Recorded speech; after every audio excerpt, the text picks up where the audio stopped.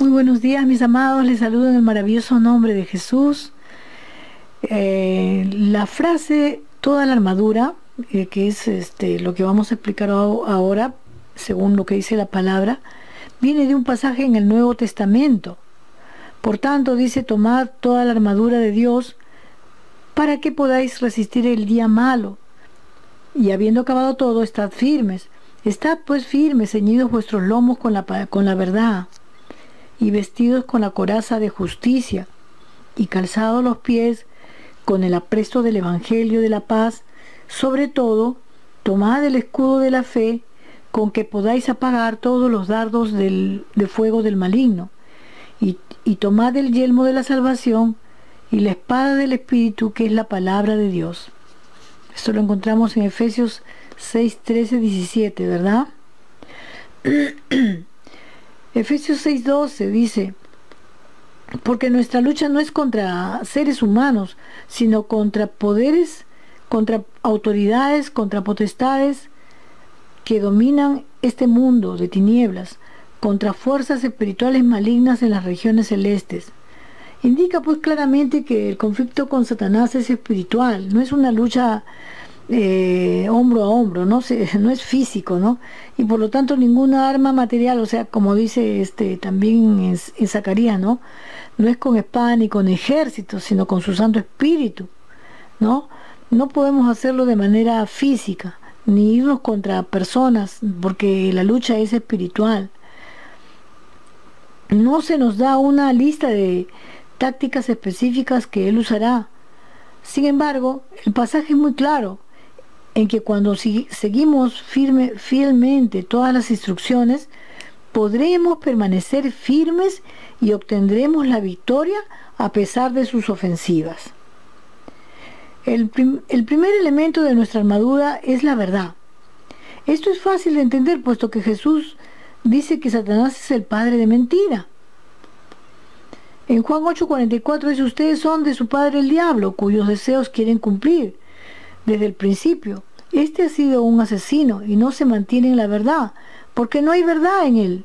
Cuando miente, expresa su propia naturaleza, porque es un mentiroso. Es el padre de mentira. Es muy sorprendente, verdaderamente, la lista de cosas que Dios considera como abominables. Una lengua mentirosa es una de las cosas que él describe como aborrecibles para él. En Proverbios 6, 16, 17 dice: hay 6 cosas que el Señor aborrece, y 7 que le son detestables: los ojos que se enaltecen, la lengua que miente, las manos que derraman sangre inocente. Él establece claramente que ningún mentiroso será admitido en el cielo. Apocalipsis 22, 14, 15 dice: dichosos los que lavan sus ropas para tener derecho al árbol de la vida y para poder entrar por las puertas de la ciudad.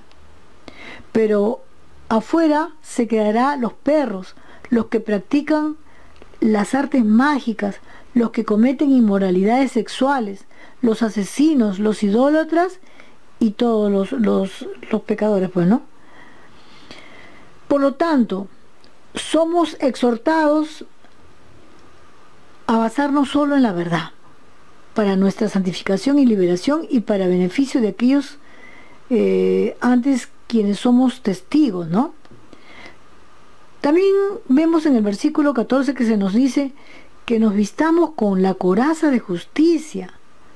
Una coraza debía proteger al guerrero de una herida fatal en el corazón y otros órganos vitales. Esta justicia no se refiere a las obras de justicia hechas por los hombres, aunque estas ciertamente son una buena cobertura de protección, cuando las usamos contra los reproches y acusaciones que sufrimos a manos del enemigo, sino más bien se trata de la justicia de Cristo, imputada a nosotros por Dios y recibida por fe, la cual guarda nuestros corazones contra las acusaciones y cargos de Satanás y protege nuestro ser interior de sus ataques. El verso 15 habla de la preparación de los pies para el conflicto espiritual. El soldado moderno necesita prestar particular atención a sus pies, tanto como lo hacía el soldado en la antigüedad, dando algunas veces el enemigo ponía peligrosos obstáculos en el camino de avanzada de los soldados. Que debemos protegernos nuestros pies. La preparación con el Evangelio de la Paz, o sea, sugiere que necesitamos avanzar dentro del territorio de Satanás con el mensaje de salvación, ¿verdad? Para ganar las almas para Cristo. Satanás pone muchos obstáculos en el camino de un cristiano, de un soldado, pero si nosotros estamos bien revestidos, y sobre todo nuestro calzado está seguro, no va a pasar, no va a poder, ¿no? Verdaderamente, ¿no? El escudo de la fe, el que se habla en el versículo 16, hace inafectivo el ataque de Satanás de sembrar dudas respecto a la fidelidad de Dios y su palabra, nuestra fe. En Hebreos 12:2 dice: fijemos la mirada en Jesús, el iniciador y perfeccionador de nuestra fe, quien por el gozo de la esperanza soportó la cruz, menospreciando la vergüenza que ella significaba, y ahora está sentado a la derecha del trono de Dios. Qué lindo, ¿no? Es como un escudo de oro precioso, sólido y sustancial, como el escudo como el escudo de poderosos guerreros, por el cual grandes cosas son logradas y por medio de la cual el creyente no solo repele, sino conquista al enemigo. El yelmo en el verso 17, que cubre la cabeza, es nuevamente para mantener protegida la parte más crítica del cuerpo. Podríamos decir que nuestra manera de pensar necesita ser preservada. La cabeza del soldado está entre las partes más importantes para proteger. ¿Por qué? Porque ahí vienen la mente los pensamientos, ¿no? Él te puede intimidar también a través de pensamientos que tú no puedes, que tú esto, que tú lo otro. Entonces tenemos que estar bien parados en comunión con el Señor, para que no nos ataque a través de la mente, no la cabeza, ya que sobre ella podrían descargar los golpes más mortales, y es la cabeza la que ordena sobre todo el cuerpo. La cabeza es el asiento de la mente, la cual, cuando ha sido guardada por la segura esperanza del Evangelio para la vida eterna, no recibirá falsa doctrina o dará lugar a las desesperantes tentaciones de Satanás. La persona no salva carece de la esperanza de protección contra, o sea, la persona que no es salva verdaderamente no puede tener esta protección, porque no tiene no tiene ese privilegio, ¿no?, que tenemos los cristianos de poder llevar la armadura. Entonces la persona que está en una falsa doctrina, es difícil que pueda discernir entre lo verdadero y lo falso. Por eso es cuán importante es tener un estudio sistemático de la palabra. Ahora, en el verso 27 se interpreta a sí mismo respecto al significado de la espada del Espíritu, mientras que todos los demás es de naturaleza defensiva. Aquí está la única arma ofensiva en la armadura de Dios. Habla de la santidad y el poder de la palabra de Dios. No es concebible un arma espiritual más grande que esta. En las tentaciones de Jesús en el desierto, la palabra de Dios fue siempre su poderosa respuesta a Satanás. Escrito está, dice, ¿no? Decía, escrito está, Satanás, que a Dios solamente servirás y a Él solo te rendirás, ¿verdad? No, o sea, más o menos parafraseando, ¿no? Qué bendición es que esa misma palabra esté a nuestra disposición. Qué grande, qué privilegio tan grande tenemos, ¿no? Orar en el Espíritu. Esto es con la mente de Cristo, con su corazón y sus prioridades. Como en el versículo 18. Es la comunicación de lo que involucra armarnos a nosotros mismos, vistiendo todo lo que se menciona de la armadura de Dios.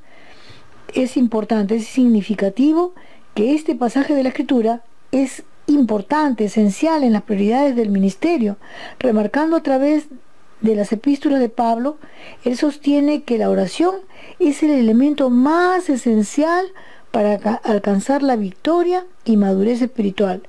Cuán sinceramente la solicita también para él mismo, ¿no? O sea, cada uno de nosotros tenemos que tomar conciencia que si no oramos vamos a morir, porque es como decir, la oración es el pulmón del cristiano.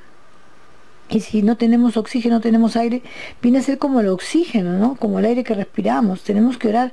Por eso dice en un versículo de la Biblia, dice, orad sin cesar. Mis amados, que Dios los bendiga. En realidad es importante, ¿no? Es que lo que hemos leído, hemos tratado de explicar, en la que les habla María Guadalupe Correa. Porque preguntó una señora, me dice que ya tiene esa avanzada edad, pero ella está estudiando la Biblia y ella quería saber qué es la armadura, no entendía ella qué es la armadura, pero bueno, para que uno pueda entender también la palabra tiene que recibir a Cristo en su corazón, ¿verdad?